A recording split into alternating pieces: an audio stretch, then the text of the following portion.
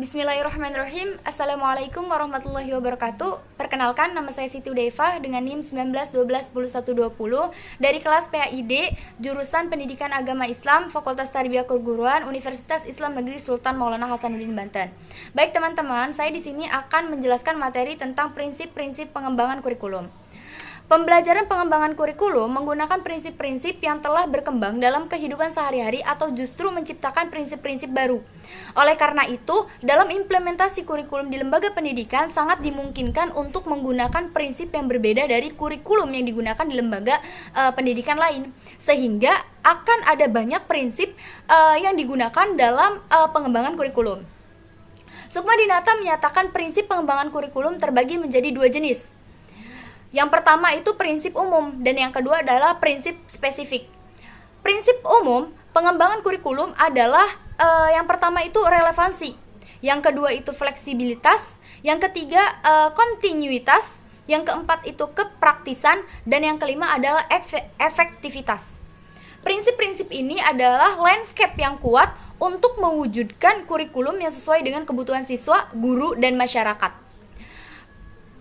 Lalu prinsip khusus pengembangan kurikulum adalah yang berkaitan dengan tujuan pendidikan, prinsip yang berkaitan dengan pemilihan konten pendidikan, prinsip yang berkaitan dengan pemilihan proses belajar mengajar, prinsip yang berkaitan dengan pemilihan media dan alat belajar, dan prinsip yang berkaitan dengan pemilihan kegiatan penilaian. Lalu hal yang sama dinyatakan oleh Hermawan di Sudrajat menyarankan 5 prinsip dalam pengembangan kurikulum. Yang pertama itu prinsip relevansi. Prinsip relevansi secara internal. Kurikulum memiliki relevansi antara komponen kurikulum atau tujuan, bahan, strategi, organisasi, dan evaluasi. Sedangkan secara eksternal, komponen itu memiliki relevansi dengan tuntutan sains dan teknologi atau relevansi epistemologis, tuntutan dan potensi siswa atau relevansi psikologis, serta tuntutan dan kebutuhan pengembangan masyarakat atau relevansi sosiologis. Maka dalam membuat kurikulum harus memperhatikan kebutuhan lingkungan masyarakat dan siswa di sekitarnya, sehingga nantinya akan bermanfaat bagi siswa untuk berkompetisi di dunia kerja yang akan mendatang.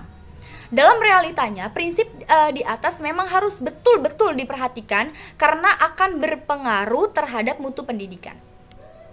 Lalu yang kedua adalah prinsip fleksibilitas. Pengembangan kurikulum berupaya agar hasilnya fleksibel dan fleksibel dalam implementasinya. Memungkinkan penyesuaian berdasarkan situasi dan kondisi, tempat dan waktu yang selalu berkembang, serta kemampuan dan latar belakang siswa. Peran kurikulum di sini sangat penting terhadap perkembangan siswa. Untuk itu, prinsip fleksibel ini harus benar-benar diperhatikan sebagai penunjang untuk meningkatkan mutu pendidikan. Dalam prinsip fleksibilitas ini dimaksudkan bahwa kurikulum harus memiliki fleksibilitas. Kurikulum yang baik adalah kurikulum yang berisi hal-hal yang solid, tetapi dalam implementasinya dimungkinkan untuk penyesuaian berdasarkan kondisi regional, waktu dan kemampuan serta latar belakang anak. Kurikulum ini mempersiapkan anak-anak untuk saat ini dan masa depan. Kurikulum tetap fleksibel di mana saja, bahkan untuk anak-anak yang memiliki latar belakang dan kemampuan yang berbeda. Pengembangan kurikulum masih bisa dilakukan dan kurikulum harus menyediakan ruang untuk memberikan kebebasan bagi pendidik untuk mengembangkan program-program pembelajaran. Pendidik dalam hal ini memiliki kewenangan dalam mengembangkan kurikulum yang sesuai dengan minat, kebutuhan siswa, dan kebutuhan bidang lingkungan mereka. Begitu teman-teman. Lalu yang ketiga adalah prinsip kontinuitas, yakni adanya kesinambungan dalam kurikulum, baik secara vertikal maupun secara horizontal. Pengalaman belajar yang disediakan kurikulum harus memperhatikan kesinambungan, baik yang di dalam tingkat kelas, antar jenjang pendidikan maupun antar jenjang pendidikan dan sejenis pekerjaan. Makna kontinuitas di sini adalah berhubungan, yaitu adanya nilai keterkaitan antara kurikulum dari berbagai tingkat pendidikan, sehingga tidak terjadi pengulangan atau disharmonisasi bahan pembelajaran yang berakibat jenuh dan membosankan, baik yang mengajar atau guru maupun yang belajar atau peserta didik ya. Selain berhubungan dengan tingkat pendidikan, kurikulum juga diharuskan berhubungan dengan berbagai studi, agar antara satu studi dalam melengkapi studi lainnya, dapat melengkapi studi yang lainnya. Sedangkan fleksibilitas adalah kurikulum yang berkembang tidak kaku dan memberikan kebebasan kepada guru maupun peserta didik dalam memilih program atau bahan pembelajaran, sehingga tidak ada unsur paksaan dalam menempuh proses pembelajaran. Begitu teman-teman. Jadi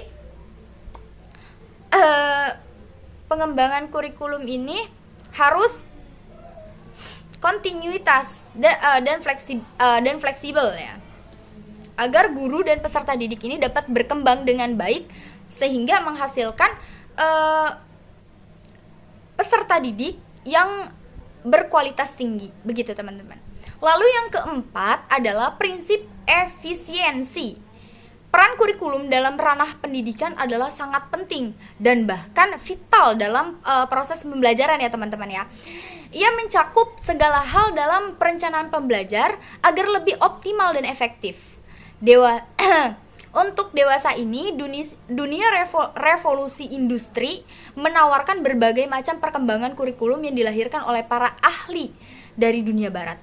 Salah satu pengembangan kurikulum yang dipakai pemerintah Indonesia untuk mencapai sebuah cita-cita bangsa yang mengoptimalkan kecerdasan anak-anak generasi penerus bangsa untuk memiliki akhlak mulia dan budi pekerti yang luhur.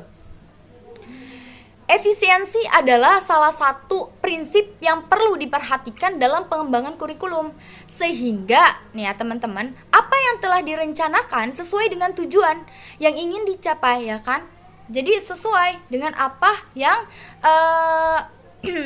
yang ingin dituju gitu tuh ya, yang ingin dicapai itu sesuai gitu tuh ya teman-teman. Jika sebuah program pembelajaran dapat diadakan 1 bulan pada satu waktu dan memenuhi semua tujuan yang ditetapkan, itu bukan halangan sehingga siswa dapat mengimplementasikan program pembelajaran lain, karena upaya itu diperhatikan agar dalam pengembangan kurikulum dapat memanfaatkan sumber daya pendidikan yang ada secara optimal, cermat, dan tepat sehingga hasilnya memadai ya kan teman-teman. Lalu yang selanjutnya adalah prinsip efektivitas. Nih, prinsip efektivitas mengembangkan kurikulum pendidikan perlu pertimbangan. Prinsip efektivitas ini, yang dimaksud dengan efektivitas di sini adalah sejauh mana rencana program pembelajaran dicapai atau diimplementasikan. Dalam prinsip ini ada 2 aspek yang perlu diperhatikan teman-teman, yaitu efektivitas mengajar guru dan efektivitas belajar siswa. Dalam aspek mengajar guru, jika masih kurang efektif dalam mengajar bahan ajar atau program, maka itu menjadi bahan dalam pengembangan kurikulum di masa depan atau di masa selanjutnya gitu ya teman-teman. Itu adalah bahan evaluasi untuk memperbaiki kurikulum di masa yang akan datang, yaitu dengan mengadakan pelatihan, workshop, dan lain sebagainya. Sedangkan pada aspek efektivitas belajar siswa perlu dikembangkan kurikulum yang terkait dengan metodologi pembelajaran sehingga apa yang sudah direncanakan dapat tercapai dengan metode yang relevan dengan materi atau dengan materi pembelajaran yang sesuai gitu. Oleh karena itu ada upaya dalam membuat kegiatan pengembangan kurikulum mencapai tujuan tanpa kegiatan yang berlebihan, baik secara kualitas maupun kuantitas. Dalam implementasinya dalam implementasinya dalam proses pembelajaran adalah bagaimana tujuan pengembangan kurikulum itu dapat meningkatkan kualitas pembelajaran yang diharapkan oleh semua pihak, terutama efektivitas pembelajaran. Baik, itu saja teman-teman materi yang bisa saya sampaikan, yaitu tentang prinsip-prinsip pengembangan kurikulum. Semoga bermanfaat. Kurangnya mohon maaf. Wabillahi taufiq wal hidayah. Wassalamualaikum warahmatullahi wabarakatuh.